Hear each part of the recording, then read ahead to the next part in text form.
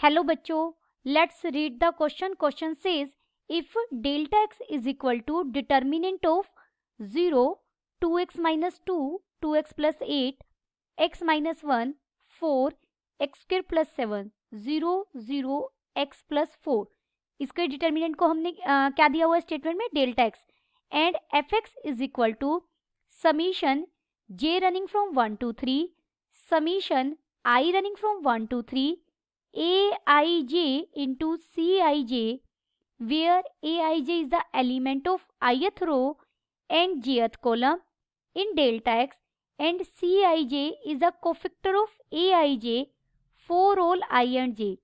Then find the greatest value of fx when x belongs to closed interval -3 to 18. First we see the key concept. Let A be a matrix, square matrix है of order n की, be a square matrix. Then sum of product of element of any row or column with their cofactor is always equal to determinant of A. यानी summation j running from 1 to n aij cij is equal to determinant of A, और and भी कह सकते हैं summation I running from 1 to n, यानी कोई रो उठाएं या कोई भी एक कॉलम ले, उसके एलिमेंट और उन्हीं एलिमेंट्स के कोफैक्टर की अगर हम प्रोडक्ट करें और फिर उसका सम लें तो वो डिटर्मिनेंट ऑफ ए के इक्वल आएगा. गिवन डेल्टा एक्स हमें क्या गिवन है? Determinant of this. डिटर्मिनेंट कौन सी मैट्रिक्स का? 0, 2x minus 2, 2x plus 8, x minus 1, 4, x square plus 7, 0, 0, x plus 4. And f x हमें क्या गिवन है? F x is equal to summation j running 1 to 3, summation I running 1 to 3 aij cij. This is equal to f x को सबसे पहले हम एक summation open करेंगे, summation j running 1 to 3 as it is. I को अगर हम open करेंगे, सबसे पहले I को 1 रखेंगे तो ये बन जाएगा a1, सॉरी यहाँ 1 है ये, j c1j plus a2j plus c2j plus a3j c3j. हमने I को 1, 2 और 3 रखा. समीशन यहाँ आप सब पर अलग अलग हो जाएगा. Summation j running 1 to 3 a1j c1j plus summation j running 1 to 3 a2j c2j plus summation j running 1 to 3 a3j c3j. This is equal to, अब यहाँ पहले में हम j को 1, 2 और 3 रखेंगे. जब मैं j को 1 रखूंगी ये बन जाएगा a11 c11 plus a12 c12 plus a13 c13. ये हमारा पहला समीशन ओपन हुआ. प्लस अब जहाँ दूसरे में यानी दूसरी टर्म में इसमें हम j को 1, 2 और 3 रखेंगे.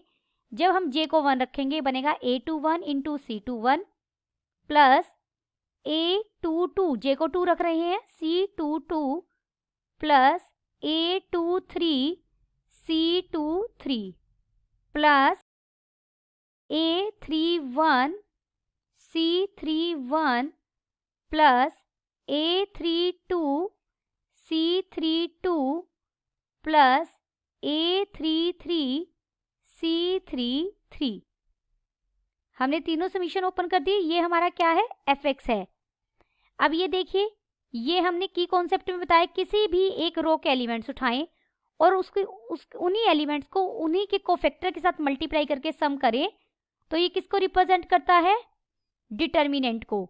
यानी यहाँ पर, और डिटर्मिनेंट हमें क्या दिया हुआ है, डेल्टा एक्स। सिमिलरली नेक्स्ट भी किसके इक्वल हो जाएगा, डेल्टा एक्स के, प्लस थर्ड भी किसके इक्वल हो जाएगा, डेल्टा एक्स के। यानी एफ एक्स हमारा किसके इक्वल हो गया, 3 डेल्टा एक्स के। Now we find delta x. इसे आप इक्वेशन 1 नाम देकर छोड़ेंगे। Now delta x is equal to determinant of 0, 2x minus 2, 2x plus 8, x minus 1, 4, x square plus 7, 0, 0, x plus 4। यहाँ डिटर्मिनेंट निकालने के लिए मैं इसे कॉलम 1 के अबाउट एक्सपेंड कर रही हूँ। Expanding along C1। पहला एलिमेंट एंट्री 0 है तो ये पूरे को 0 कर देगा। दूसरी एंट्री के अबाउट करेंगे तो माइनस x माइनस 1 आएगा, और साथ में मल्टीप्लीकेशन करेंगे तो इस रो और इस कॉलम को आप डिलीट कर दीजिए। यानी इसकी मल्टीप्लीकेशन इसके साथ, ये बन जाएगी 2x minus 2 into x plus 4, minus जब इन दोनों की प्रोडक्ट करेंगे तो ये 0 ही बन जाएगा। दिस इज इक्वल टू, इसे मैं 1 माइनस एक्स लिख सकती हूँ। ये है 2x माइनस 2 और यहाँ है x प्लस 4। ये हमें कितना मिला, delta x। This is equal to, इसे हम सॉल्व करेंगे, कैलकुलेशन करेंगे। ये 2 अगर कॉमन ले, यहाँ है 1 माइनस एक्स, यहाँ हो जाएगा x minus 1 into x plus 4। This is equal to minus 2 into x minus 1 का होल स्क्वायर लिख सकती हूँ, x plus 4। This is equal to minus 2 into x square plus 1 minus 2x into x plus 4।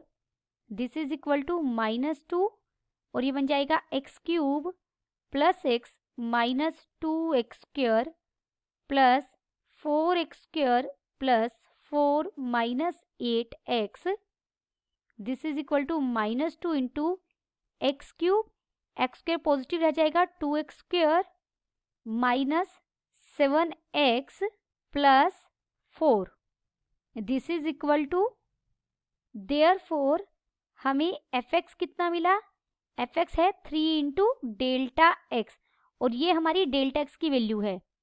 आप delta x की value substitute कीजिए, हो जाएगी minus 6 into x cube plus 2x square minus 7x plus 4।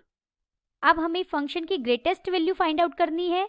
इसी के लिए हम पहले क्रिटिकल पॉइंट फाइंड आउट करेंगे। इसके लिए हम डेरिवेटिव करेंगे, माइनस 6 एज इट इज, ये बन जाएगा 3x square plus 4x minus 7। Putting f dash x is equal to 0। Critical point find out करने के लिए हमने इसे इक्वल टू 0 रखा। ये हो गया minus 6 plus into 3x square plus 4x minus 7 is equal to 0। That is 3x square plus 4x minus 7 is equal to 0। यहाँ से हमें फैक्टर मिले x minus 1 into x plus 7/3 is equal to 0। x की 2 values milli, 1 and minus 7/3। अब हमें कितने critical point मिले, 2 critical point मिले।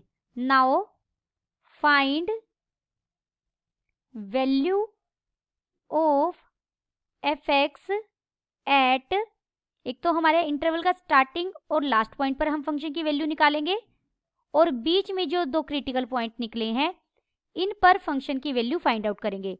जहां फंक्शन की वैल्यू सबसे बड़ी होगी वो हमारी ग्रेटेस्ट वैल्यू हो जाएगी, और वो पॉइंट मैक्सिमा का पॉइंट हो जाएगा। सबसे पहले हम fx लिख लेते हैं। fx हमारा क्या था, -6 अंदर मैं अलग अलग फैक्टर की फॉर्म में ही लिख रही हूँ। x माइनस 1 का स्क्वायर था और x प्लस 4 था।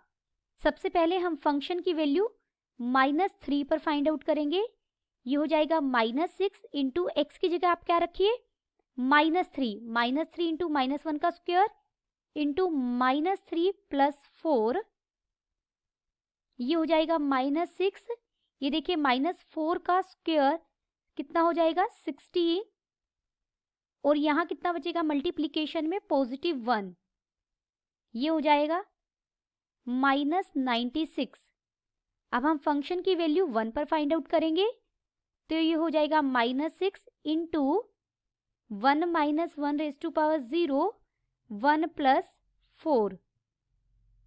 ये 1 माइनस 1 है, यहाँ इसे ठीक कीजिए।